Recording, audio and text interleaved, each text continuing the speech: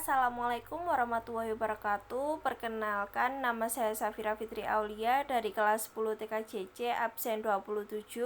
Di sini saya akan mempresentasikan tentang sejarah dan perkembangan Linux.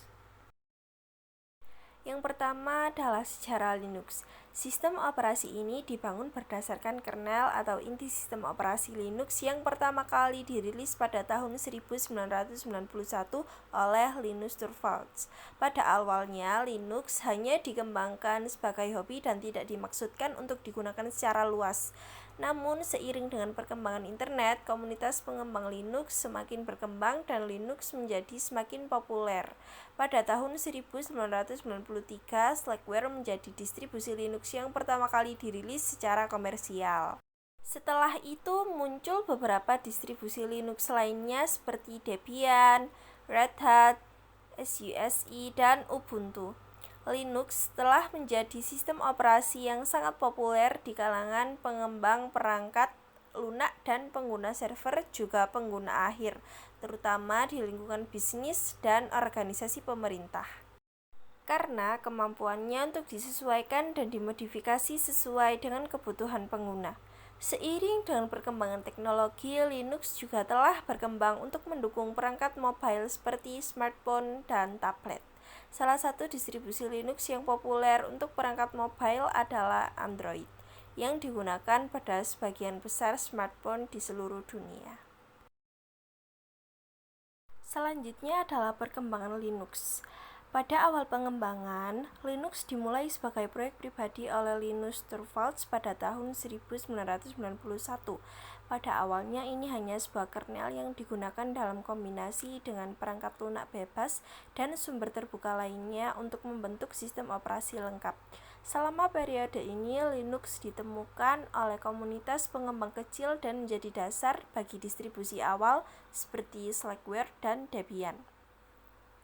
Lalu pada tahun 1995 hingga tahun 2000, distribusi seperti Red Hat, SUSE, dan Mandrake, kemudian dikenal sebagai Mandriva, membantu mengemas Linux ke dalam paket yang lebih mudah digunakan dan diinstal. Ini membantu meningkatkan popularitas Linux di kalangan pengguna dan perusahaan. Lalu pada tahun 2000 hingga 2010, Linux semakin diterima oleh perusahaan dan pemerintah sebagai alternatif untuk sistem operasi berbayar karena kernel Linux terus berkembang dengan peningkatan fungsionalitas dan dukungan perangkat keras yang lebih baik. Lalu pada tahun 2010-an, Linux mulai digunakan lebih luas pada perangkat seluler dan sistem embedded. Android, sistem operasi yang berbasis pada kernel Linux, menjadi sangat populer di perangkat seluler. Selain itu, Linux juga diterapkan dalam berbagai perangkat seperti router, TV pintar, mobil, dan perangkat Internet of Things. Lalu pada tahun 2010-an juga, perusahaan besar mulai mengadopsi Linux dalam lingkungan cloud mereka. Banyak dari penyedia layanan cloud terkemuka seperti Amazon Web Service dan Google Cloud Platform menggunakan Linux sebagai basis untuk infrastruktur cloud mereka. Dan pada tahun 2010-an juga, konsep kontainer dan alat seperti Docker menjadi sangat populer dalam pengembangan perangkat lunak. Kubernetes yang digunakan untuk mengelola aplikasi dalam lingkungan kontainer juga mendukung kuat di atas Linux.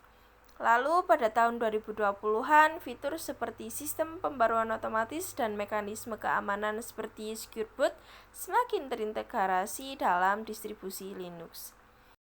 Dan pada tahun 2020-an juga, pengembangan di bidang kecerdasan buatan atau AI dan pembelajaran mesin semakin bergantung pada performa GPU. Linux menyediakan dukungan yang baik untuk penggunaan GPU dalam komputasi intensif, memfasilitasi perkembangan teknologi AI. Sekian presentasi dari saya. Mohon maaf apabila ada kurang dan lebihnya. Terima kasih. Wassalamualaikum warahmatullahi wabarakatuh.